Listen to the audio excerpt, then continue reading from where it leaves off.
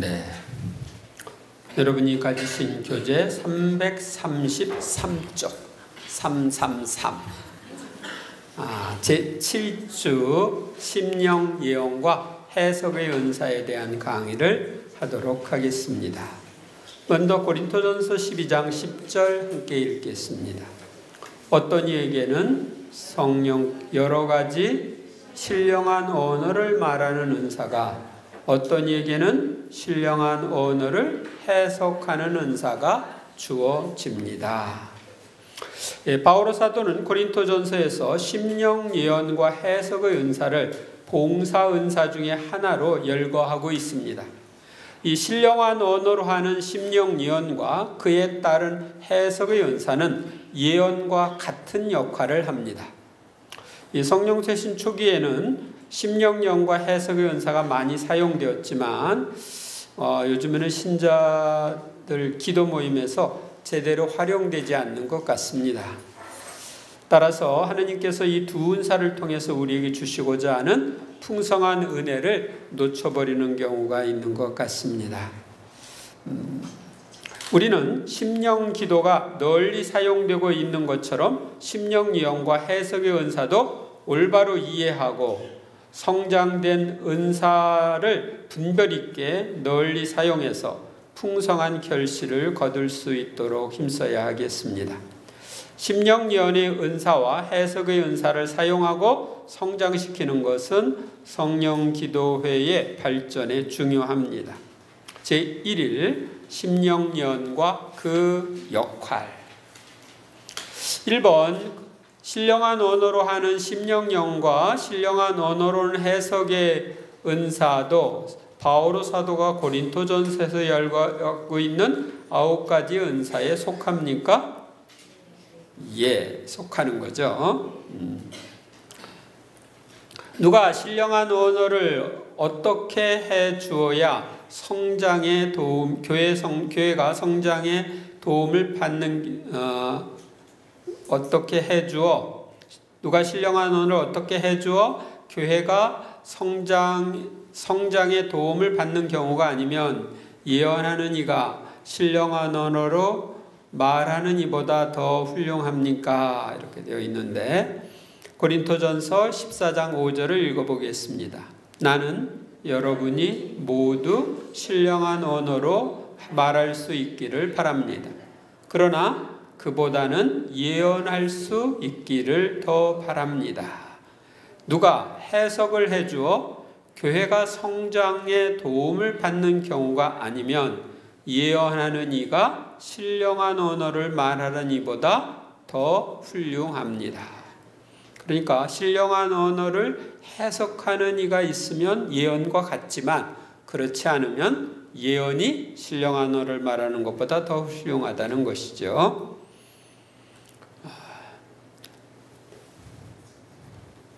신령한 언어는 어떤 이들을 위한 표징입니까? 그러니까 신령한 언어를 말하는 신령한 언어는 믿는 이들이 아니라 믿지 않는 이들을 위한 표징이라고 되어 있죠.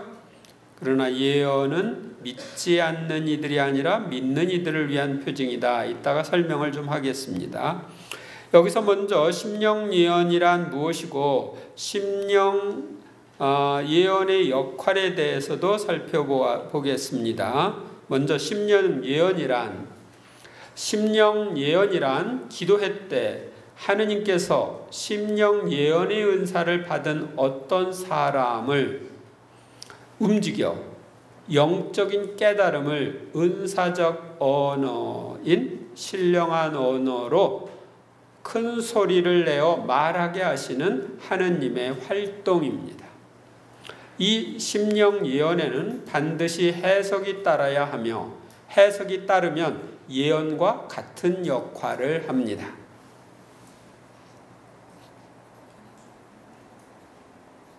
만일 심령 예언의 해석이 따르지 않으면 그 예언은 아무런 능력을 가지지 못하여 불쾌감과 혼돈만 가져옵니다. 그러나 해석이 따르면 이 은사는 다른 은사로 대체할 수 없는 독특한 힘을 가지고 있습니다. 이 심령 예언의 역할, 심령 예언, 신령한 언어로 하는 이 심령 예언은 기도 회원들에게 하느님의 말씀에 대한 기대감을 심어주고 해석의 은사를 유발하며 중대한 메시지의 출처가 됩니다.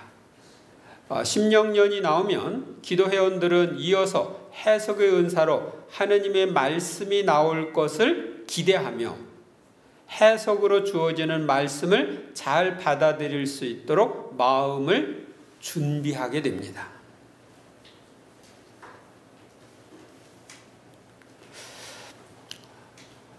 심령 예언은 다른 은사들이 활발하게 드러나도록 도와줍니다. 흔히 예언 은사를 받고도 두려움, 불확실성, 어색함 때문에 예언의 전달을 망설이는 경우가 있습니다. 이때 심령 예언은 하느님께로부터 받은 말씀을 전하도록 충동을 주기도 하여 이미 받았지만 잘 모르는 예언 은사를 확실하게 해줍니다. 그래서 충동을 받아서 이제 예언을 하게 되는 거죠.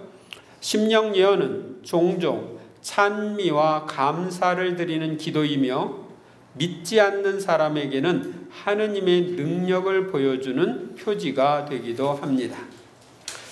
심령 예언의 내용은 종종 하느님께 드리는 찬미와 감사의 기도입니다. 원래 우리가 신령한 언어로 하는 게 찬미와 감사의 기도거든요.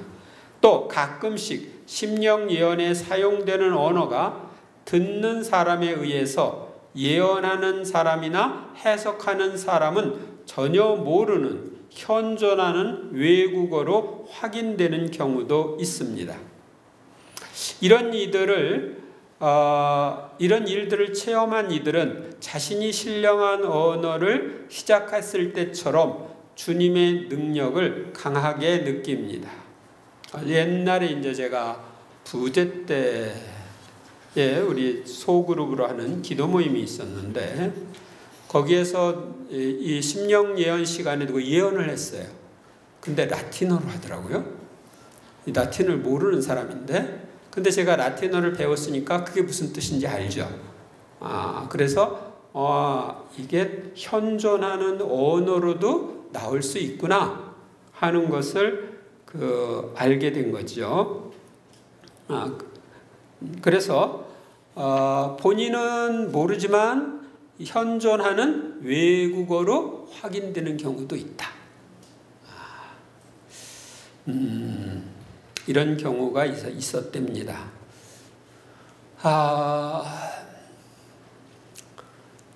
어떤 선교사가 아프리카에서 식인종한테 잡혔어요. 식인종이 잡아먹으려고 하는데 이제 거기 무당이랑 식인종들이 추장들이랑 모여가지고 하는데 이 사람들이랑 말이 통해야지. 그래서 이 신령한 언어로 막 얘기를 했대요. 자기 입에서 나오는 대로 신령한 언어로 막 얘기를 하니까 그 사람들이 고개 끄덕끄덕하고 이 사람 대신에 닭을 갖다가 잡아서 목을 탁 쳐가지고 그걸 죽이고 대신 풀어줬대. 그러니까 성령은 그 식인종들이 하는 언어를 알죠. 그러니까 이 사람을 통해서 그렇게 할 수가 있는 거예요. 그래서 현존하는 언어로 확인되는 경우도 있을 수 있습니다. 제1. 해석의 은사와 유의점. 모두가 신령한 언어를 해석할 수 있습니까? 모두가 해석할 수는 없죠. 모두 신령한 언어를 해석할 수야 없지 않습니까? 이렇게 되어 있죠. 그 다음에 2번, 기도 모임 중에 예언을 말할 때 해석하는 사람이 없으면 신령한 언어로 하는 예언은 어떻게 해야 합니까? 해석하는 사람이 없으면 하지 말아야죠. 잠자코 혼자서 하느님께만 말해야 한다. 교회 안에서 잠자코 있고 해석하는 사람이 없을 때는 그냥 신령한 언어를 기도로 바쳐라. 바오로 사도는 신령한 언어로 말하는 이는 무엇을 할 수 있도록 기도하라고 하였습니까? 그것을 해석할 수 있도록 기도하라고 그랬죠. 그래서 내가 해석의 은사를 가지고 있으면 저 사람이 하는 해석이 맞는지 안 맞는지 알 수가 있죠. 심령 예언에 대한 해석의 은사란 어떤 것이고 해석의 말을 들을 때 유의할 점은 무엇인지 알아보겠습니다. 먼저 해석의 은사란 한 사람이 큰 소리로 심령 예언을 하면 그 예언의 일반적인 뜻을 모국어로 말하도록 어떤 사람에게 주시는 하느님의 능력입니다. 그것은 예언과 비슷하고 같은 차원에 있으며 심령 예언이 주어진 후에만 나옵니다. 심령 예언이 주어져야 해석의 은사가 나오는 거죠. 해석의 말을 들을 때 유의할 점.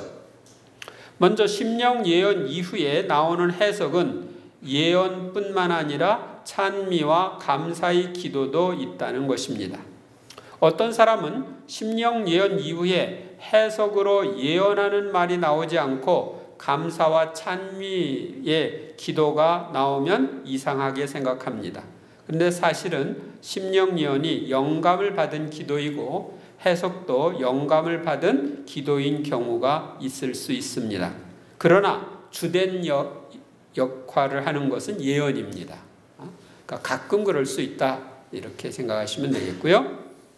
심령 예언 다음에 나온 해석의 길이가 예언의 길이와 같을 수도 있지만 다를 수도 있습니다.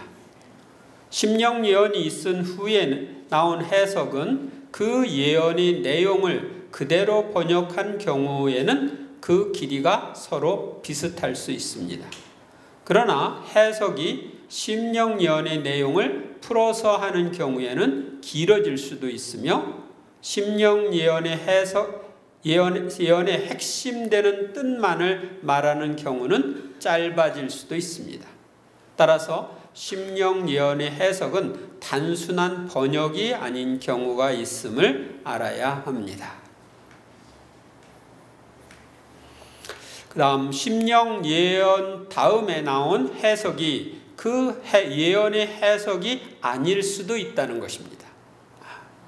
심령 예언이 하느님께 말씀을 주시도록 청하는 기도이고 해석은 이에 대한 하느님의 응답일 수 있습니다.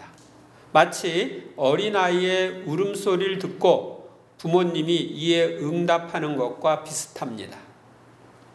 그리고 이런 경우에는 심령 예언에 사용되는 단어들이 그 사람의 심령 기도에서처럼 단조롭고 반복적인 경우가 많습니다. 그러니까 심령 기도로 예언을 주십시오 이렇게 청했고 어떤 사람에게 하느님이 예언을 주신 거예요. 그러니까 심령 기도와 예언이 공존하는 것이지 심령 예언과 해석이 공존하는 게 아닌 경우가 있다 이 얘기입니다. 어떤 경우에는 심령 예언이 두려움, 불확실성, 어색함 때문에 예언 전달을 망설이는 사람들에게 충동을 주어 받은 말씀을 발설하게 합니다. 보통 예언의 은사를 받고 확신이 없어서 망설이며 전달 못하는 사람이 심령 예언이 전달되는 순간 충동을 참지 못하고 자신이 받은 예언을 전달하는 것입니다. 그래서 앞에 있는 심령 예언하고 그 다음에 나오는 해석처럼 보이는 예언이 해석이 아닐 수 있다. 그냥 받았던 예언이 나오는 경우가 있다 이것입니다. 간혹 정화되지 않은 심령 예언이 전달되어 해석이 안 나올 때가 있습니다.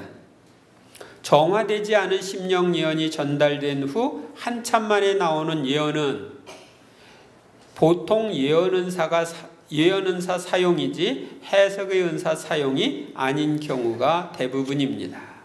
그러니까 누가 심령 예언을 했는데 해석이 안 나와 오랫동안 기다렸다니까 누가 얘기를 해. 그런 경우에는 그 예언의 해석이라기보다는 해석이 아니고 예언의 은사가 사용된 경우일 수 있다 이겁니다. 그 다음에 심령 예언과 이에 따라 나오는 해석은 시나 노래로도 나올 수 있다는 것입니다. 기도 모임에서 심령 예언이 노래로 전달되기를 원하시는 성령의 감도를 받으면 노래로 예언을 할 수 있으며 해석도 예언과 같이 노래로 이어집니다. 그러니까 심령 노래를 하는 것처럼 신령한 언어로 예언의 노래를 부르는 거예요. 그러면 그것과 비슷한 곡조로 해석이 쭉 나와요. 이때 은사 사용자는 성령께서 언제 자신의 은사 사용을 그치기를 원하시는지 민감해야 합니다. 성령께서 주시고자 하시는 내용은 단순하고 강력하지만 이 은사를 사용하는 사람이 성령께 민감하지 못하여 절제가 없을 때는 같은 해석이 반복되어 지루함을 느끼게 하는 수가 있습니다. 그러나 성령께서는 반복을 원하시는 때도 있기는 합니다. 근데 이제 여러분들이 그 심령 예언과 해석, 심령 기도와 예언 이런 것들을 좀 이렇게 분별할 줄 알아야 합니다. 어떤 신부님 항상 신령한 언어를 하는데 똑같은 신령한 언어를 계속 하는데 그분이 그렇게 발설을 하고 나서 해석이라고 하는 예언을 말은 다 달라. 그게 어떻게 된 거냐? 말은 똑같은데 해석이 다 다르다니. 이렇게 여러분 생각할 수 있는데 그때는 그분이 신령한 언어로 예언을 한 게 아니고 신령한 언어로 기도를 예언의 말씀을 주십시오 하는 기도를 반복해서 한 거고 해석이 계속 다른 것은 해석이 계속 다른 게 아니라 예언을 하느님이 주셔서 계속 다른 예언을 하고 있는 거예요. 아시겠습니까? 그 유명한 사람 중에 그런 분이 있어요. 그래서 여러분들이 이런 것들을 이렇게 분별할 줄 알아야 되는데 분별을 지금부터 이제 이렇게 가르쳐 주는 걸 따라서 이런 거가 있구나 이걸 아시면 됩니다. 이거 제가 이렇게 어떤 때 보면은 옛날에 이제 성령 기도회 할 때는 신령한 언어로 이렇게 노래를 그러니까 예언의 노래를 부르고 거기에 딱 맞게 같은 곡조로 해석을 하는 그런 사람들이 있었어요. 그래서 저기 진짜구나. 이렇게 보게 될 경우도 있었고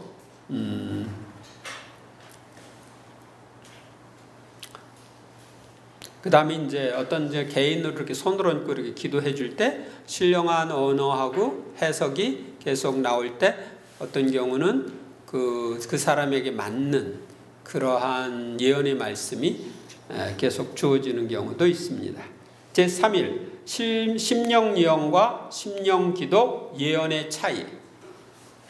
어떤 이에게는 기적을 일으키는 은사가, 어떤 이에게는 여러 가지 언어를 말하는 은사가, 어떤 이에게는 신령한 언어를 해석하는 은사가 주어집니다. 이 모든 것을 한 분이신 같은 성령께서 일으키십니다. 그분께서는 당신이 원하시는 대로 각자에게 그것들을 따로따로 나누어 주십니다. 1번 신령한 언어로 심령 예언을 하면 해석의 은사를 받은 사람은 어떻게 해야 합니까? 차례로 한 사람이 해석을 해야 하죠. 해석을 다 안 끝났는데 또 신령한 언어가 나오면 안 돼. 해석 다 끝나고 나서 또 차례차례 이렇게 통역을 할 때처럼 하면은 좋습니다. 그 다음에 심령 예언으로 주어지는 신령한 언어는 일부의 사람이 하지만 심령 기도로 주어지는 신령한 언어, 그러니까 이상한 언어는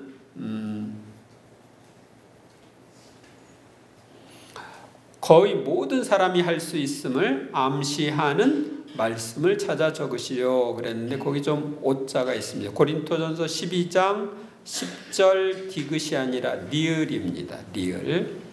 그리고 14장 5절.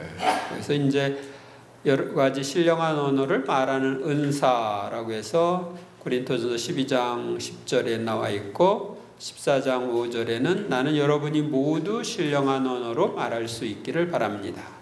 쉽게 얘기하면 신령한 언어로 하는 기도의 은사는 거의 대부분의 사람이 할 수 있고 신령한 언어로 하는 예언은 특별한 사람들만 일부 할 수 있다. 그렇게 생각하시면 되겠습니다. 신령한 언어로 말하는 사람과 말씀을 받아 전하는 사람의 차이는 무엇입니까? 신령한 언어로 말하는 이는 자기를 성장하게 하지만 예언한 말씀을 전하는 사람은 예언하는 거거든요. 예언을 하는 사람은 교회를 성장하게 합니다.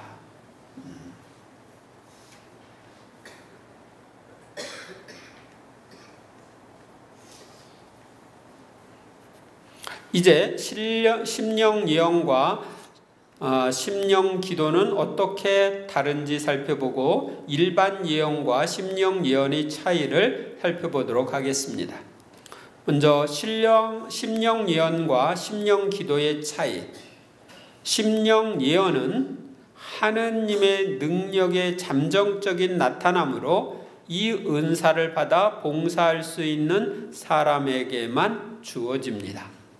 그리고 해석이 따라야 하고 다른 사람과 공동으로 하는 것이 아니라 혼자 합니다. 혼자. 심령 예언은 혼자 하는 거죠. 찬미 기도에만 국한되지 않고 교훈, 위로, 격려 등 다양한 형태를 취할 수 있습니다. 1차적인 목적은 공동체에 하느님의 메시지를 전달하는 데 있습니다. 그 다음에 심령 기도는 영구적인 은사로 거의 모든 사람에게 주어집니다. 심령 예언은 일시적으로 어떤 때 주시고 어떤 때 안 주시고 그럴 수 있어요. 일시적인 건데 심령 예언은 거의 모든 사람이 영구적으로 받을 수 있고 해석이 따르지 않습니다. 공동으로 기도할 때와 찬송할 때 사용합니다. 보통으로 찬미와 감사의 기도입니다. 1차적으로 개인의 영적 성장을 도모합니다. 그러니까 심령 예언은 공동체를 위한 것이고 심령 기도는 개인을 위한 거다. 이와 같이 구별을 확실히 해주지 않으면 심령 예언과 심령 기도 사이에 많은 혼란이 생기게 되는데 흔히 다음과 같은 착오가 있을 수 있습니다. 고린토전서 12장 10절에 어떤 이에게는 여러 가지 신령한 언어를 말하는 은사가 주어집니다는 확실히 심령 예언을 가리키는 말인데 흔히 그것을 심령 기도로 착각하는 수가 있습니다. 따라서 심령 기도는 소수만이 하게 된다고 잘못 생각할 수 있는 것입니다. 이 보통 예언과 해석을 동반하는 심령 예언의 차이. 보통 예언은 해석을 하는 사람이 없어도 예언할 수 있으며 심령 예언처럼 알아들을 수 없는 말을 사용하는 것이 아닙니다. 해석 은사의 충동과 마찬가지로 어떤 말, 어떤 구절이 마음속에 떠오릅니다. 그 어디서도 출처가 없는데 어떤 이미지가 떠오를 수 있습니다. 이때 이것을 신앙 안에서 말하게 되면 나머지 말은 저절로 나옵니다. 하나를 시작하면 쭉 이렇게 나올 수가 있습니다. 예언은 어떤 개인이나 단체의 항상 전달하는 하느님의 메시지, 이것이 이제 예언입니다. 그 다음에 해석을 동반한 심령예언. 해석을 동반하는 심령예언은 항상 해석의 은사가 뒤따라야 하기 때문에 제한을 받습니다. 해석하는 사람이 없으면 하지 말아야 되니까 제한을 받죠. 해석을 동반하는 심령예언은 받았지만 해석의 은사가 없을 때는 사용이 불가능합니다. 해석의 은사가 있을 경우 앞에서 취급한 것과 같이 예언과 흡사하되 찬미 기도일 때가 있다는 것이 다른 점입니다. 심령 예언에 따르는 해석과 보통 예언, 둘은 서로 비슷하기 때문에 예언의 은사에 관한 사항이 심령 예언과 이에 따르는 해석에도 적용됩니다. 바오로 사도는 은사를 분류하였지만 모든 은사 활동은 동일한 성령에게서 유래되므로 어떤 은사를 사용함은 제3자로 하여금 다른 은사를 받도록 협력하는 것입니다. 은사는 서로 간의 은사 사용을 도와주고 격려해 줍니다. 그러므로 해석의 은사가 성장됨에 따라 일반적으로 예언의 은사도 성장합니다. 이미 앞에서 예언의 은사에 대해서는 공부를 했죠. 하느님께서는 심령 예언과 해석의 은사를 왜 주시는지 또 의문이 생길 때가 있습니다. 여기에 대해서는 예언이라는 책을 읽어보면 좋습니다. 거기서는 이렇게 말하고 있습니다. 나는 이 같은 의문에 대답할 말이 없다. 오직 명백한 것은 하느님께서 분명히 이상한 언어와 그 해석에 영감을 주신다는 것이다.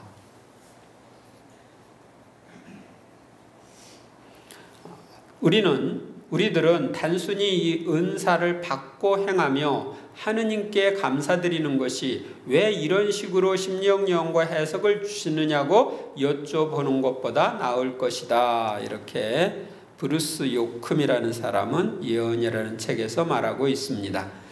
그러니까 왜 그냥 예언만 주지 또 심령예언과 해석도 또 주냐? 하나만 하면 쉬울 텐데. 근데 하느님은 이런 방법을 쓰기도 하고 저런 방법을 쓰기도 하니까 내가 따라가면 되지 왜 그걸 주냐 이렇게 얘기하면 안 된다 얘기입니다. 제4일 심령예언의 사용. 고린토전서 14장 27절 누가 신령한 언어로 말할 때는 한 번에 둘이나 많아야 셋이서 차례로 하고 한 사람이 해석을 해야 합니다. 심령 예언을 할 때는 어떻게 해야 합니까? 여기 지금 나왔잖아요. 만화에 한 번에 이제 말을 신령한 언어를 한 사람이 둘이나 만화에 셋이 차례로 말하고 한 사람은 해석해 줘야 한다. 해석하는 이가 없을 때는 어떻게 해요? 혼자서 교회 안에서는 잠자코 있고 혼자서 하느님께만 말해야 된다. 그러니까 그때는 기도의 은사로 쓰라 얘기죠. 예언자의 영은 누구에게 복종해야 하며 그 이유는 무엇입니까? 예언자의 영은 예언자에게 복종해야 합니다. 하느님은 무질서의 하느님이 아니라 평화의 하느님이시기 때문입니다. 그러니까 예언을 한다고 해서 하느님이 막 사로잡아서 내가 하기도 싫은데 막 억지로 시킨다 그런 건 아니에요. 하느님은 인간이 자유의지를 존중하셔요. 그래서 내가 컨트롤할 수 없는 것은 사실은 하느님으로부터 오는 게 아닙니다. 물론 초기에는 막 컨트롤하기 힘들 정도로 이렇게 되는 경우가 가끔 있습니다. 예를 들면 심령기도 같은 거 할 때 보면 심령기도 처음 시작할 때 막 턱이 덜덜덜덜 떨리고 이도 갈고 그냥 막 소리를 내서 울기도 하고 그런데 그때 억제하려면 억제가 안 되고 계속 그냥 몇 시간이 나올 경우가 있을 수 있어요. 그러니까 초기에 이렇게 이게 내가 하는 게 아니다 하는 걸 하느님이 알려주기 위해서 하는 것이지, 일반적으로 내가 이걸 받은 다음에 쓸 때는 내 자유의지로 컨트롤을 할 수 있는 거예요. 그러니까 조절을 할 수가 있는 겁니다. 전에 이제 그런 사람이 있었어요. 하느님이 메시지를 쓰라고 한다는 거예요. 그래서 아니 안 쓰면은 막 계속 쓰라고 해가지고 억지로 쓴다는 거예요. 억지로. 그럴 때는 그건 하느님으로부터 온 게 아니다. 이제 미신행위 하는 사람들 있죠. 심령과학 뭐 이런 데서 보면은 자동석이라는 게 있어요. 자동석이. 그래서 누가 이제 죽잖아요. 글을 쓰다가 말고 죽었어. 그러면은 그 책을 다 완성 못했잖아요. 그러면은 이제 어떤 영매에게 그 영이 들어가서 그 사람을 통해서 마지막 원고를 쓰는 거야. 그래가지고 책을 내는 거야. 이게 어떻게 가능하냐? 사실은 그때 그 죽은 사람의 영을 가장한 악령이 그 역할을 하는 거거든요. 근데 악령은 우리 자유의지를 억압해요.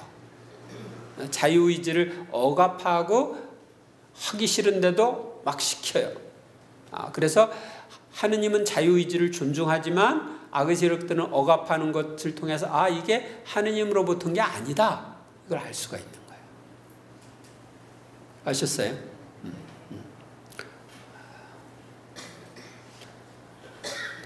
이제 심령 예언을 감지하는 방법과 심령 예언을 사용할 때 유의할 점을 살펴보겠습니다. 먼저 심령 예언을 감지하는 방법. 심령 예언의 은사도 예언이나 해석 은사와 마찬가지로 무언가 말을 하고 싶은 충동을 강하게 느낍니다.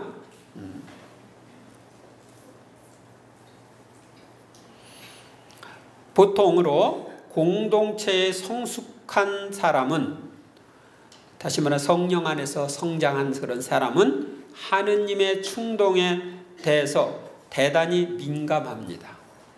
감수성이 예민한 사람은 기도회에서 하느님과의 내적인 접촉, 하느님의 이끄심을 느낍니다. 이 영적인 이런 감각이 있을 때 하느님이 이렇게 이끄시는 거야, 이걸 느껴서 거기에 따라서 움직이는 거예요.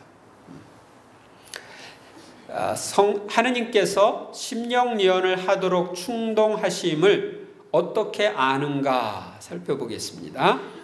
먼저 하느님께서 신령한 언어로 말하기를 원하신다고 생각하는 경우가 있습니다. 이것은 아주 간단하고 특별한 행동도 없고 표시도 없습니다. 그저 그 기도회의 그 자리에서 큰 소리를 내어 신령한 언어로 이야기해야 한다는 단순한 영적 깨달음이 옵니다. 어떤 특별한 동기에 의하여 움직여지는 경우도 있습니다. 입술이나 혀 같은 신체 조직이나 또는 감정, 또 하느님께서 신령 예언의 은사가 있는 사람을 움직여가지고 신령한 언어를 말하도록 이끄는 경우가 있습니다. 이렇게 입이 툭툭 이렇게 좀 떨린다든지, 그 안에서 강한 어떤 충동을 느낀다든지 그럴 경우가 있을 수 있어요. 그러나 은사를 사용하는 사람이 이렇게 조절을 할 수는 있습니다.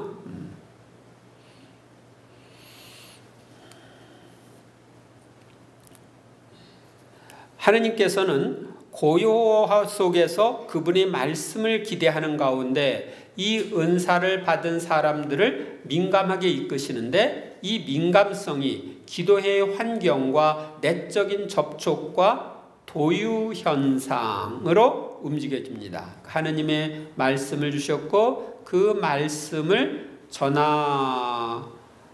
전하라고 하신다는 확신, 이런 확신을 주셔서 움직이게 합니다. 그러면 성숙한 기도 회원은 그 움직임을 파악하고 큰 소리로 말하게 됩니다. 성숙한 기도 회원은 그때그때의 분위기에 따라서 하느님께서 자신을 언제 어떻게 쓰실지를 압니다. 한편 심령 예언의 충동을 받는 성숙한 사람은 하느님께서 그 은사를 사용하기를 원하시는 때와 그 분위기를 살펴야 합니다. 그러면 심령 예언이 기도의 흐름에 잘 들어맞는 것이며 은사 사용이 보다 뜻깊게 이루어집니다. 제가 이제 기도회를 제대로 이렇게 쭉 잘 하는 곳을 보면은 그날 성경 말씀, 성가, 예언, 가르침 이런 것이 하나로 이렇게 조화를 이루는 걸 봐요. 그러니까 이 전체를 주도하는 분이 성령이시라는 것을 느끼게 되는 거예요. 그런 걸 통해서. 그런데 이렇게 하려면은 봉사자들이 기도도 열심히 하고 이게 성숙해야 돼요. 성령의 이끄심에 민감하게 따라서 움직이려고 해야 돼요. 고린토 교회의 심령 예언 남용. 심령 예언이 남용된다면 혼란이 생길 수 있으며 믿지 않는 사람들과 은사에 대하여 모르는 일반 신자들에게 혼란을 줄 수 있습니다. 성 바오로는 고린토 교회에서 이 은사 사용이 남용됨을 심려하여 고린토전서 12장과 14장에 이 은사에 대한 폭넓은 가르침을 주셨습니다. 여기에 특히 심령 예언과 해석에 대한 완전한 가르침을 주셨는데 은사에 대한 가르침 중에 이 은사만큼 질서 있고 완전한 가르침은 그 어디에도 찾아볼 수 없습니다.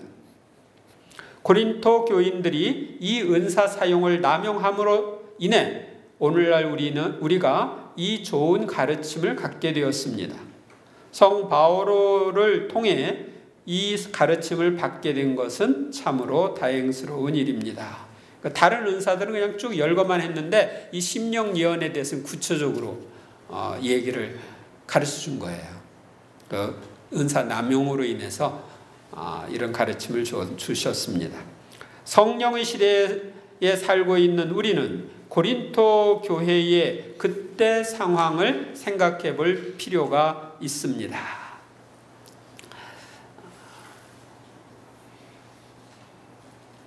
그 당시 신도들은 기도회에서 해석도 없이 신령한 언어를 마구 말하고 때로는 예언과 함께 섞어서 중얼거림으로 혼란을 빚었던 것 같습니다.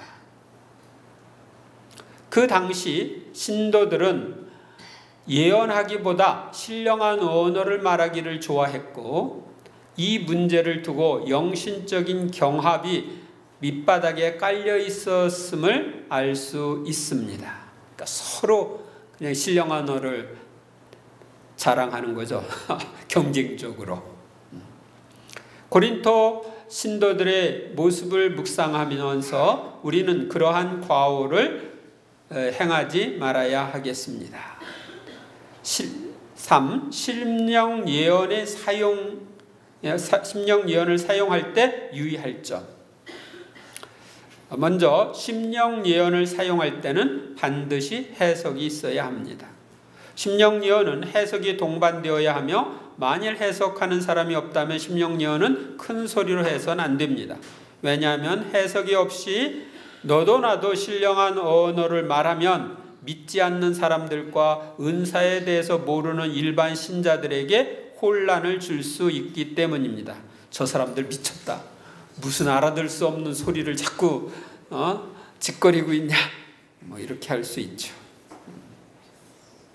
바오로 사도는 해석하는 사람이 없을 때는 교회 안에서는 이 은사를 사용하지 말고 자기 자신과 하느님께만 말하라고 합니다.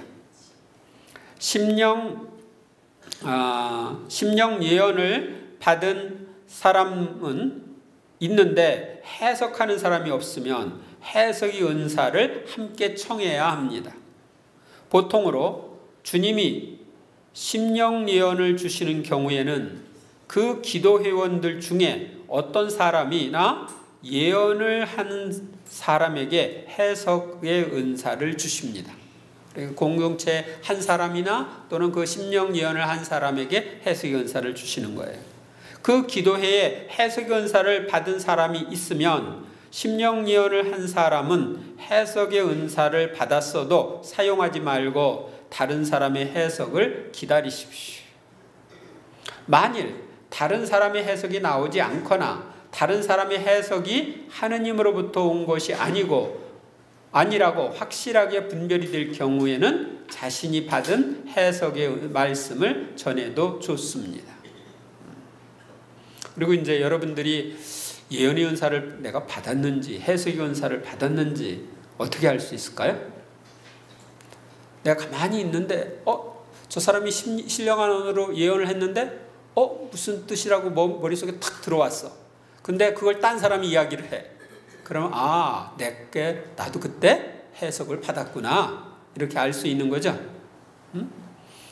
또 내가 예언의 은사를 받은 것도 이렇게 하나님 말씀을 기다리는데 나한테 어떤 예언의 말씀이 주어졌어. 그런데 딴 사람이 똑같은 걸 해. 아까 내가 받은 게 하느님으로부터 온 거구나. 이렇게 다른 사람을 통해서 우리가 알 수가 있는 것입니다. 질서를 지켜야 합니다. 심령 예언이 금지되어서는 안 되며 심령 예언이 행사될 때에 항상 질서를 지켜야 합니다. 심령 예언이 기도회에서 사용될 때는 둘이나 셋이 차례로 말하고 해석의 은사를 받은 사람은 그것을 해석해 주어야 합니다. 심령 예언의 은사를 받은 기도회원들이 절제하지 못하고 다른 사람의 예언 전달이 채 끝나기도 전에 심령 예언을 하면 모든 기도회원들은 평화를 잃게 되고 해석의 은사를 받은 사람도 답답함을 느끼게 됩니다. 이런 일이 자주 발생하면 그 기도회는 얼마 가지 않아 침체에 빠집니다. 대부분의 경우 하느님께서는 예언의 시간에 많은 말씀을 하시기보다는 단순하고 강력하게 역사하십니다. 깨우침이나 위로, 격려를 주실 때도 마찬가지입니다. 만일 하느님께서 그 시간 안에 겸손과 사랑을 원한다면 몇 사람의 심령 예언이 대부분 그 말씀으로 일관됩니다. 그러므로 두서너 사람이 같은 예언을 하였다면 충동을 느꼈을지라도 절제할 필요가 있습니다. 나도 그 얘기 하려고 했는데 비슷한 얘기네. 그러고 스톱 할 수 있습니다. 이런 사실을 알지 못하고 충동을 느꼈다고 하여 심령 예언을 전달한다면 해석의 은사를 받은 사람은 또 같은 해석이 나오므로 해석을 안 하고 진행자는 다음 순서로 진행할 수가 있습니다. 이 은사를 받은 사람의 조정에 의해 이 은사는 받은 사람의 조정에 의해 좌우되므로 모든 사람이 다 같이 질서를 지켜야 할 때, 예를 들면 찬미의 성가를 하든가 성경 낭독, 담화 중일 때에는 심령 예언을 해서는 안 됩니다. 심령 예언을 절제하지 못하는 사람은 다른 이들의 도움을 받아야 합니다. 심령 예언은 이 은사를 받았다고 생각하는 사람들 가운데 내적 상처나 온전히 성령의 인도하심을 받지 못해 절제 없이 사용하여 혼란을 가져오는 경우가 많습니다. 기도 공동체 안에서 이 은사를 사용하는 사람이 절제하지 못할 때는 봉사자에게 도움을 청해야 합니다. 그리고 봉사자들에게 내적 치유와 또 절제를 청하는 기도를 받은 후 절제가 될 때까지 심령 예언을 사용하지 말아야 합니다. 심령 예언의 사용을 중지하도록 지도자로부터 주의를 받은 사람들 중에는 자신이 충동을 절제하면 아주 답답해지고 성령께서 노하시는 것 같다고 말하는 사람들이 있습니다. 그런데 이것은 특별한 경우를 제외하고는 자신의 감정으로부터 받은 영향입니다. 우리에게 자유의지를 주신 하느님께서는 우리가 자신의 은사 성장이나 공동체의 유익을 위해 지도자에게 순명하여 은사를 쓰지 않을 때 노하시거나 주신 은사를 즉시 거두시는 분이 아니십니다. 자신이 받은 은사가 인지 심령 예언인지를 분별하여 사용해야 합니다. 분명히 심령 예언의 은사를 받지 않은 사람이 예언하는 시간에 신령한 언어로 예언을 하는 경우가 있는데 이것은 심령 예언을 하는 것이 아니라 소리내어 심령 기도를 하는 것뿐입니다. 자신이 평소에 하는 심령 기도에서 들을 수 있는 신령한 언어와 심령 예언 때 하는 신령한 언어가 같다면 심령 예언의 은사를 받은 것이라고 볼 수 없습니다. 그건 심령 예언의 오용은 해석하는 은사의 오용을 불러일으키므로 기도회의 봉사자들은 이 두 은사가 잘 사용되고 있는지 살펴보아야 합니다. 심령 예언의 영감을 받은 사람은 하느님께서 신령한 언어로 말하기를 원하시는지 신령한 언어로 노래하기를 원하시는지 분별해야 합니다. 이때 심령 예언이 노래로 나오면 그 해석도 역시 노래로 이어집니다. 신령한 언어로 말하고 해석하는 것도 기도회에 변화를 주지만 신령한 언어로 노래 부르고 그 해석도 노래로 주어지는 것은 기도회의 아름다움을 더해줍니다. 봉사자들은 이런 일이 일어날 수 있도록 사람들을 격려해야 합니다. 그러면 하느님은 사람들에게 자주 예언의 노래를 주실 것이며 그 노래에는 말과 운율이 자유자재로 흐를 것입니다.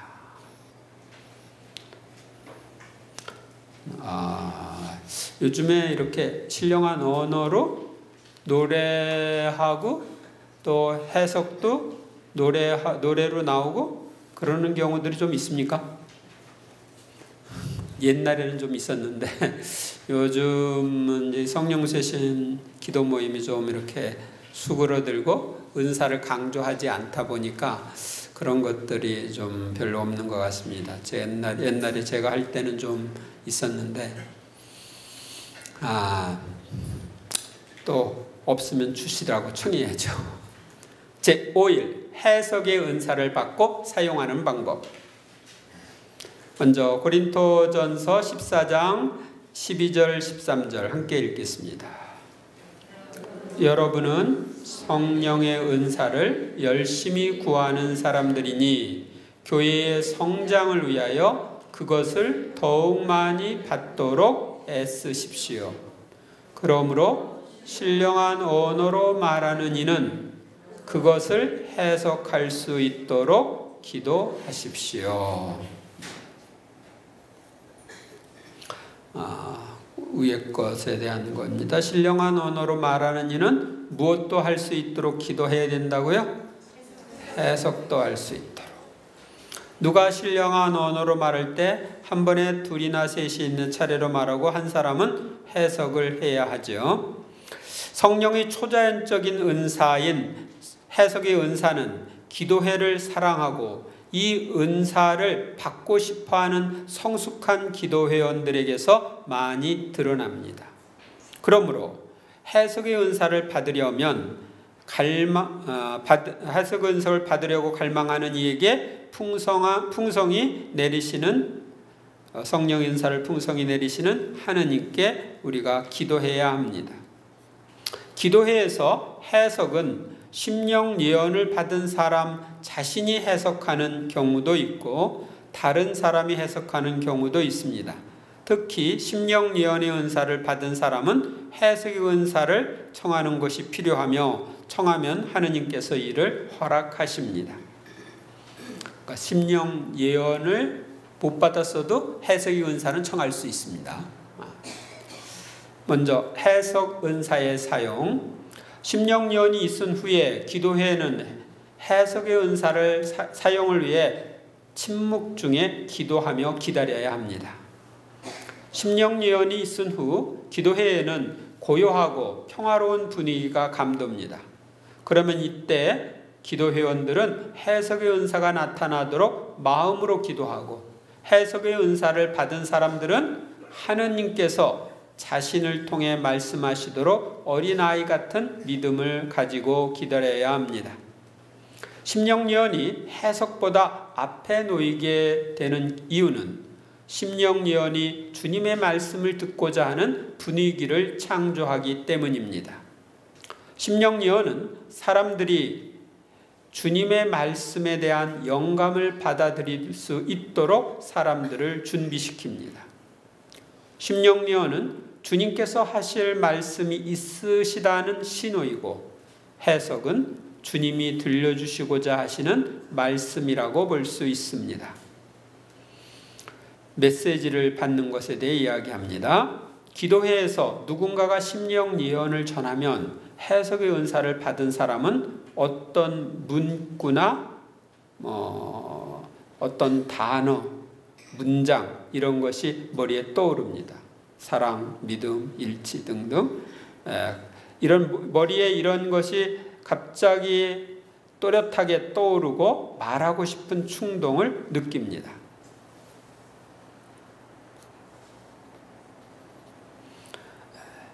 해석의 은사를 받을 때 어떤 사람들은 신체적인 표지를 느끼기도 합니다.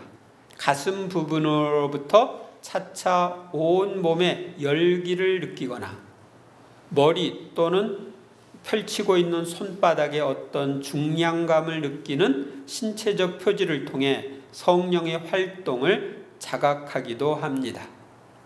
그러나 대부분의 은사 사용자들은 그저 자신이 완전히 하느님의 사랑과 평화의 빛 안에 안겨 있음을 감지하거나 아무런 느낌이 없는 상태에서 주어지는 문구나 문장을 믿음으로 입을 열어 말함으로써 은사를 행사합니다.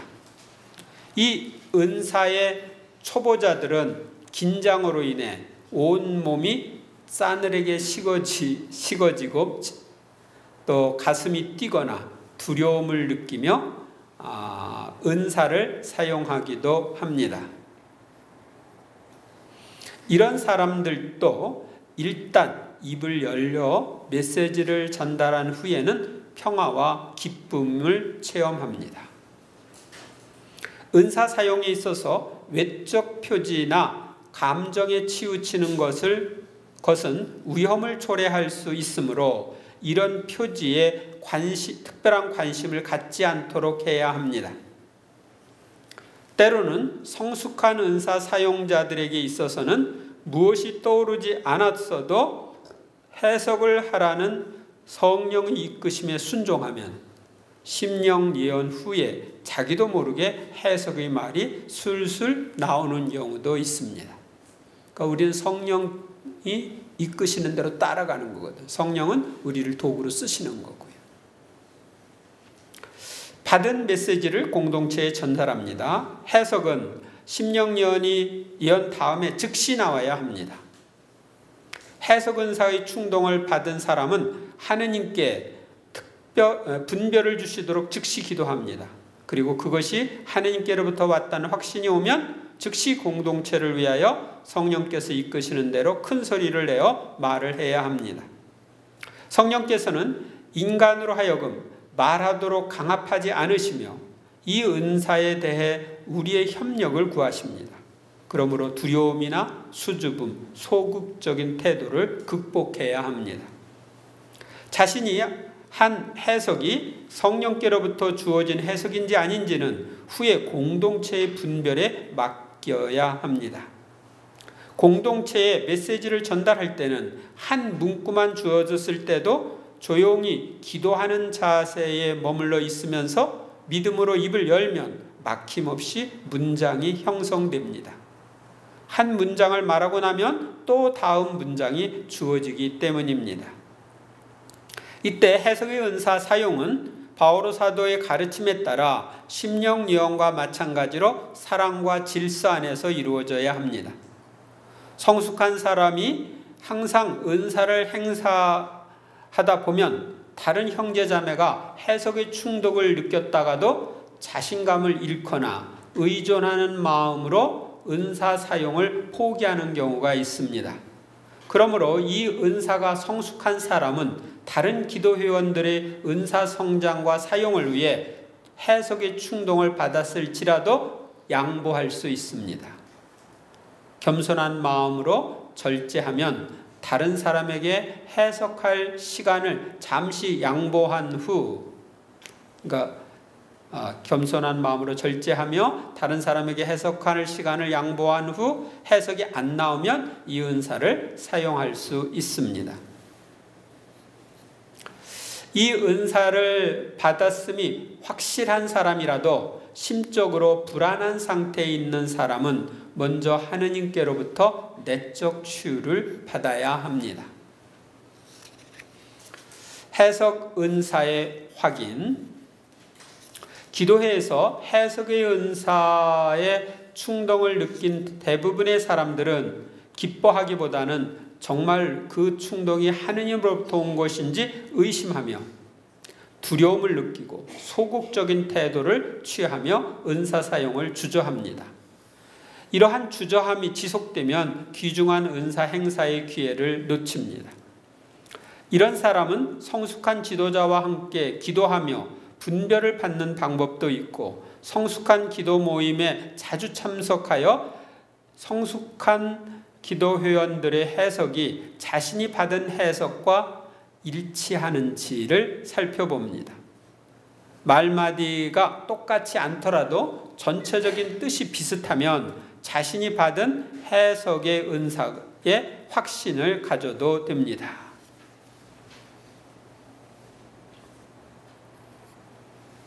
이 은사를 받은 사람들은 성령 미사나 기도회 기도 공동체 모임 등에서 자신이 받은 해석의 말씀이 독서나 복음, 화답송, 강론 내용과 일치하는 것을 체험합니다. 또 특별한 축일 전에 그 축일에 관계되는 내용이 담긴 말씀을 해석하기도 합니다. 자신이 해석한 말씀에 대해 자신은 물론 대부분의 기도회원들이 평화와 기쁨, 힘과 용기, 위로와 격려를 얻게 되었다면 그것은 하느님께로부터 온 해석입니다. 하느님께로부터 온 해석일지라도 기도회원 전체가 다 공명감을 느끼지 않을 수도 있습니다. 예수님은 한 마리의 양을 찾아 99마리의 양을 두고 길을 떠나는 착한 목자이십니다. 따라서 예수 그리스도의 사랑은 많은 기도회원들 가운데 특히 어떤 불행한 한 영혼, 두려움과 실망 가운데서 방황하는 한 영혼을 위해 심령영과 해석의 은사를 통해 역사하실 수도 있습니다. 기도회원 가운데 단 한 사람이라도 해석의 말씀을 통해 하느님의 현존과 그분의 사랑을 느끼고 그 시간에 큰 실망이나 두려움 가운데서 해방되었다면 그것으로 족합니다. 그러니까 모든 사람이 다 느껴야 되는 건 아니고 한 사람이라도 도움을 받았으면 그건 참 예언이다, 참 해석이다, 이렇게 말할 수 있습니다. 제6일 심령 예언과 해석의 은사 성장. 다니엘서 12장 3절. 현명한 이들은 창공의 광채처럼 많은 사람을 정의로 이끈 별처럼 영원 무궁히 빛나리라. 우리는 어떤 사람들을 존중하고 존경해야 합니까? 여러분 가운데서 애쓰며 주님 안에서 여러분을 이끌고 타이르는 이들을, 그러니까 다시 말하면 지도자들을 가리키죠. 이들을 존중하고 그들이 하는 일을 생각하며 사랑으로 극진히 존경하십시오. 우리는 우리의 은사 사용을 방해하는 악령을 누구의 이름으로 물리칠 수 있습니까? 예수 그리스도의 이름으로. 우리는 은사를 주심에 감사하는 마음으로 은사 성장을 위하여 어떻게 기도해야 합니까? 기도에 전념하라고 그랬죠? 감사하는 마음으로 기도하며 깨어 있으십시오. 요한복음 15장 5절을 함께 읽겠습니다. 내 안에 머무르고 나도 그 안에 머무른 사람은 많은 열매를 맺는다. 우리가 주님 안에 머무르고 주님이 내 안에 머무르면 주님이 함께 있기 때문에 많은 열매를 맺습니다. 1. 은사 성장을 위한 지도자의 임무. 기도회의 지도자는 은사를 육성해야 합니다. 기도회 지도자는 하느님이 주시는 말씀을 듣기 위한 시간을 마련해야 합니다. 또 기도회원들이 하느님께서 당신 백성에게 말씀하시는 평상적인 방법인 이 은사의 마음을 열고 어린아이같이 순수한 믿음을 갖고 기대하도록 격려해야 합니다. 그리고 기도회 시간에 하느님께서 심령 예언과 해석의 은사를 주시도록 청해야 합니다. 이 은사는 대체적으로 공동체가 고요하고 깊은 기도 속에 잠겨 있을 때 많이 나타납니다. 그러므로 특히 기도회 안에 기도의 정신의 함양이 요구됩니다. 지도자는 기도회를 이런 분위기로 이끌어가는 것이 중요합니다.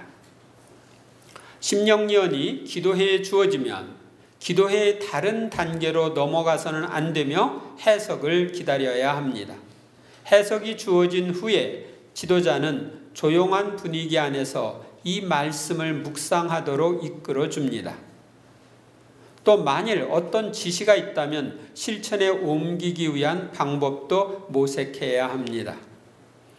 기도회의 끝 부분에서 지도자는 이 말씀을 하느님께서 공동체에 주시는 말씀으로 다시 한번 생각하도록 하는 것이 좋습니다. 어떤 경우에 이 말씀은 치유의 말씀일 때도 있습니다. 그러므로 지도자는 기도회에 필요한 이 은사들이 충분히 발휘되도록 해야 합니다. 이제 미국의 성령 쇄신에서 많이 나타난 것 중에 하나가 카바넌트 커뮤니티라는 것입니다. 계약 공동체. 제가 이제 1989년에 기도 공동체를 계약 공동체로 하는 미국의 여러 지역을 다니면서 다 봤어요. 어떻게 하고 있는지. 그런데 그 사람들이 그러한 계약 공동체를 만든 것은 이런 예언의 은사를 통해서 하느님이 하도록 이끄셔서 그렇게 하고 있는 곳들이 있었는데 정말 모범적인 신앙생활을 하기 위해서 이렇게 살고 있는 이들을 보았습니다. 제가 하나 간 곳을 얘기하면 워드 오브 갓이라고 하는 공동체인데 랄프 마틴이라고 하는 사람과 동료들이 만든 공동체입니다. 그 공동체에서는 제가 이제 그 공동체의 어느 집에 머물러서 같이 지냈는데 같이 모여서 기도하고 이렇게 그 아이들 교육 있죠. 아이들을 그 집에서는 그 주변에 있는 몇 집 아이들을 같이 모아가지고 그 집에서 교육을, 그러니까 홈스쿨을 하는데 그걸 미국 같은 데는 다 인정을 한다고 그래요. 근데 마침 거기에 이제 강의하는 사람이 교사 자격증을 가지고 있고, 그래서 이제 그 모아서 아이들을 인성교육부터 신앙교육 이런 것까지 자세하게 이렇게 가르치면서 하는 것을 보았습니다. 그리고 남자들은 남자들끼리 일주일에 한 번씩 같이 모여서 기도 모임을 하고, 또 전체가 주일 미사 때는 같이, 주일날은 같이 모여가지고 또 미사도 하고, 또 거기서는 학교도 중학교 과정도 그 공동체에서 해서 그 공동체에 있는 사람은 거기에 가서 다 이렇게 참여하는 거예요. 그리고 자기 수입의 10분의 1을 공동체에 바쳐요. 10분의 1을 공동체에 바치면 그 중에서 반은 본당에, 그러니까 20분의 1이었죠. 반은 본당에 주고 반은 자기들끼리 이제 공동체를 운영하는 데 쓰고, 또 자기 수입의 100분의 1을 또 공동체에 내놓고 가난한 사람들을 위해서 쓰도록. 그래서 이제 복음적으로 이렇게 사는데, 그분들은 부자가 되려고 하지를 않아요. 그러니까 부부가 맞벌이 하면 꽤 돈을 벌 텐데, 그렇게 하지 않고 가난하게 살더라도 아이들을 복음적으로 교육시키겠다. 그렇게 해서 이렇게 그룹을 이루어서 사는 공동체를 보았습니다. 근데 그 공동체 멤버 중에 라프 마틴이라고 하는 이 사람이 그런 예언의 은사를 받아가지고 그런 공동체를 형성하고, 그 라프 마틴이 쓴 성령 안의 생활 세미나, 그 성령 세미나 그 봉사팀 지침서를 이제 제가 번역을 했고, 그 지침서에 의해서 성령 세미나 교재를 만들게 된 거예요. 그런데 이런 공동체가, 이런 커버넌트 커뮤니티가 아주 잘 되는 나라가 있습니다. 어딘지 아십니까? 필리핀. 필리핀에 가면은 공동체가 엄청나게 큰 공동체들이 있어요. 회원이 100만 명이 넘는 공동체가 있어요. 회원이 100만 명이 넘는 공동체도 있고, 매주 모임을 하는데, 매주 기도 모임을 하는데 보통 한 5만 명 정도가 같이 모여서 기도회를 합니다. 그리고 그걸 TV나 라디오 같은 걸로 중계도 하고, 그런 엘샤다이 공동체라든지 이런 공동체들이 있습니다. 그리고 아주 작은 규모의 공동체도 있는데, 그 작은 규모라고 해서 몇십 명이 아니고 한 몇백 명 정도 이렇게 하는 그런 공동체도 있는데, 이런 공동체에 가보면 그들은 목표가 뭐냐? 완전한 사람이 되는 게 목표예요. 완전한 사람. 타클로반이라고 하는 곳에 필리핀에서 있는 공동체인데, 이 사람들은 완전한 사람이 되는 것은 어렵지만 거의 완전한 사람은 될 수 있다. 이런 것을 가지고 그 영적으로 훈련을 시키면서 이렇게 성장의 길을 가게 해요.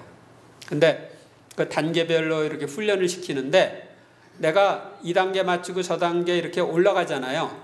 올라갈수록 사람이 바뀌어야 돼. 그런데 위에 올라갔는데 그걸 제대로 실천하지 않아. 그럼 다시 밑으로 내려와. 밑에 내려와서 다시 밟아가지고 올라가야 돼. 그러니까 그런 공동체에 딱 가서 보면은 사람들 얼굴빛이 달라요. 이 공동체에 속한 사람인지 안 속한 사람인지 얼굴만 보면 알아. 얼굴이 아주 밝고 빛나. 그런 공동체들이 있어요. 그래서 여러분들이 잘 모르지만 성령께서 이끄시면서 이렇게 성화를 위해서, 신자들의 성화를 위해서 하느님께서 여기저기 이런 그 새싹들이 돋아나게 하고 계셔요. 그래서 저도 이제 그 공동체를 한국에서 한번 해봐. 그래가지고 가서 자료 다 모아오고 가지고 번역도 해보고 그랬었는데 거기는 아직 제 소명이 아닌 것 같아서 지금 제가 여러 가지 교육 프로그램들을 하고 있죠. 그 여러 가지 교육 프로그램들은 이게 한국에 필요하다고 생각해서 제가 그런 프로그램들을 하게 된 거예요. 이제 그 공동체에 약점이 있어요. 약점이 뭐냐면 자기 공동체에 속한 사람에게만 그 프로그램을 해줘. 아시겠어요? 그러니까 그 공동체의 일원이 되도록 하는 이런 그 프로그램들이에요. 그래서 일반인들에게는 개방을 안 해. 그리고 이제 그거 보고서 이건 좀 그렇다. 그냥 모든 사람이 누구나 원하면 받도록 하는 그런 프로그램을 만들면 어떨까?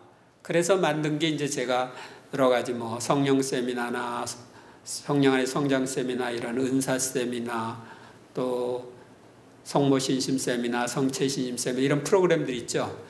개방적으로 누구나 받을 수 있게 그렇게 프로그램을 만든 거예요. 그러니까 그 공동체에서는 그 공동체원들만을 위해서 하는데 그걸 좀 이렇게 개방적으로 하기 위해서. 그래서 내가 여러분들을 딱 잡아가지고 우리 멤버만 해줘? 그런 거 아니잖아. 누구든지 올 수 있게 그렇게 하는 거죠.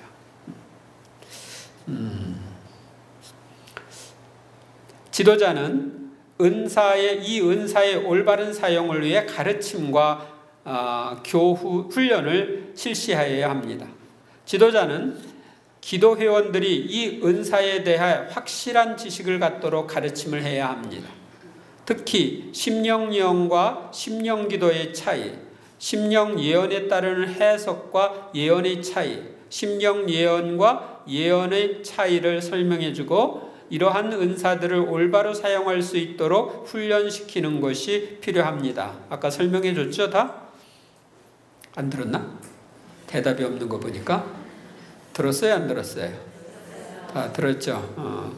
지도자는 이 은사들의 다양함과 사용하는 방법을 잘 알아야 하며 기도 회원들이 사용하는데 혼란이 있을 때에는 바로잡아 주어야 합니다. 지도자는 이 은사가 사용될 때 분별하고 은사의 오용이 있을 경우에는 이를 시정해 주어야 합니다.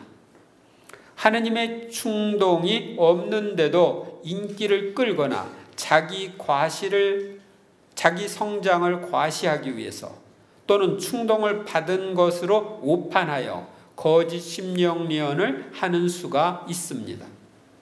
그리고 드문 경우이지만 악의 세력의 영향에 의해 거짓 심령 예언을 하는 수가 있습니다. 지도자들은 조심해서 이 거짓 심령 예언이나 이런 것들이 있을 때는 중단하게 해야 합니다. 거짓 예언은 귀에 거슬리고 감동을 주지 못하고 불안을 줍니다. 그래서 경험이 많은 지도자는 이 거짓 심령 예언을 즉시 분별할 수 있습니다. 의도적으로 거짓 심령 예언을 한 사람은 자신의 잘못을 깊이 참회해야 합니다. 과거의 그릇된 습관, 많은 상처를 통해 자신도 모르는 사이에 거짓 심령 예언을 한 사람은 회개하고 과거의 생활을 끊어버리는 기도를 하며 내적인 상처의 치유를 받아야 합니다. 은사 과시나 자랑해서 한 거짓 심령 예언을 한 사람도 깊은 회개가 필요합니다. 그리고 다시 사용할 때는 지도자의 분별을 받고 사용해야 합니다.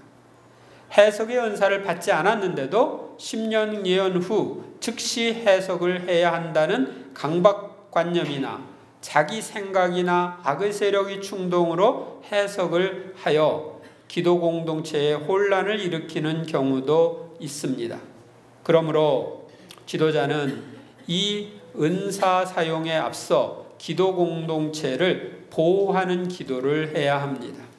주님이 당신의 피로 감싸주시고 보호해달라고 청해야 합니다. 보호기도는 하느님께서 공동체에 심령 예언과 해석 은사를 주시도록 청하기 전이나 청한 이후 즉시 하도록 합니다. 그러니까 본인이 지도자가 속으로 이렇게 하시면 됩니다. 해석의 은사를 받은 사람들도 이 은사를 사용할 때 자신의 개인적 생각이나 악의 세력의 영향력을 받을 수 있습니다. 그러므로 자신을 보호하는 기도를 해도 좋습니다.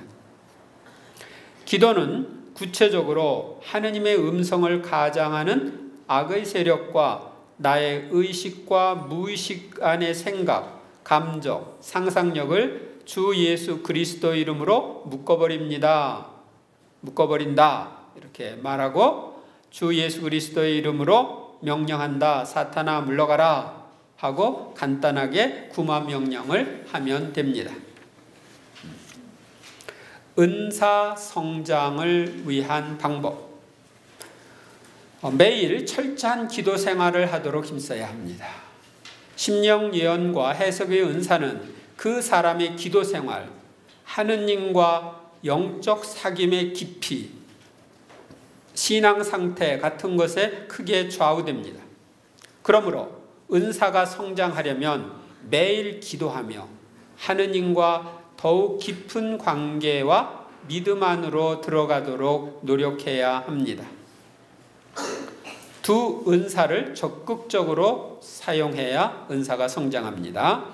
이 은사의 성장을 위해서는 기도회에 충실히 참여하고 자신이 받은 은사를 사용하는 데 능동적이어야 합니다. 하나님께서는 이 은사를 주실 때 처음에는 이 은사가 주어진 것을 깨우쳐 주시기 위해 어떤 외적 표시를 주시기도 하지만 차츰 고요함과 평화로움 안에서 영적 깨달음을 주시기도 합니다. 그러므로 이 은사를 사용할 때는 소극적인 자세에서 벗어나 능동적으로 행사하도록 해야 합니다. 그 다음에 지도자로부터 지도를 받아야 은사가 성장합니다. 이 은사를 받은 사람은 지도자나 분별 은사를 받은 봉사자로부터 분별을 받았을 때는 겸손한 마음으로 자신을 성찰한 후에 주어진 충고나 지시에 따라야 합니다. 모든 사람을 위해 봉사하려는 순수한 의도와 사랑과 겸손 안에서 자신을 고쳐나갈 때 이 은사가 성장합니다. 성숙한 신앙생활을 하도록 힘쓸 때 은사가 성장합니다. 이 은사를 받은 사람들은 진실하고 참되며 하느님 뜻에 합당한 생활을 해야 합니다. 이 은사를 받은 사람은 자기 자신이나 신념을 절제할 수 있어야 하고 책임과 의무를 충실히 해나가며 안정된 생활, 평화로운 생활을 해나가야 합니다. 일상생활 안에서 성령의 열매를 맺기 위하여 노력하며 은사를 사용할 때 이 은사는 더욱 정화되고 성장합니다. 위에 언급한 방법들을 사용해서 이 은사의 성장에 힘쓸 때 심령 예언과 해석의 은사는 오랜 시간에 걸쳐 경험이 깊어짐에 따라 점점 성장하고 다듬어질 것입니다. 오늘 우리는 심령 예언과 해석의 은사가 무엇이며 이를 받아 사용하고 성장시키는 방법에 대해 배웠습니다. 하느님께서는 어떤 사람에게는 심령 예언과 해석의 은사를 베풀어 주십니다. 이 은사를 받은 사람이나 이 은사가 잘 드러나는 공동체는 늘 하느님께 감사를 드리십시오. 그리고 지도자는 심령 예언과 해석의 은사가 공동체 안에서 더 풍성히 드러나 좋은 열매를 맺을 수 있도록 적절한 격려와 지도를 잊지 마십시오. 한 가지 언급하고 넘어가고 싶은데요. 옛날에는 이 심령 예언과 해석들이 많이 터져 나왔거든요. 그래서 막 너무 이쪽 저쪽에서 나와가지고 혼란스럽기 때문에 좀 자제할 줄 했는데 요즘은 기다려도 안 나오는 경우가 많은데 여러분들이 좀 하느님께 청하세요. 간절히 청하면 주십니다. 그리고 우리 교회 안에 또 전 세계 안에 성령께서 새로운 성령 강림의 은사를 우리 모두에게 허락해 주셔서 이런 성령의 은사가 활발하게 이루어지는 때가 앞으로 올 겁니다. 그래서 앞으로 주어지는 새로운 시대의 새 교회는 은사적인 교회가 될 거라고 합니다. 성령의 은사가 질서 있게 활발하게 사용되는 그런 공동체가 될 텐데 그것을 우리가 지금 미리 조금씩 체험하고 앞당겨서 체험하는 것, 그것을 위해서 하느님이 우리 교회에 마련해 놓으신 것이 이 성령 세신 운동입니다. 영광이 성부와 성자와 성령께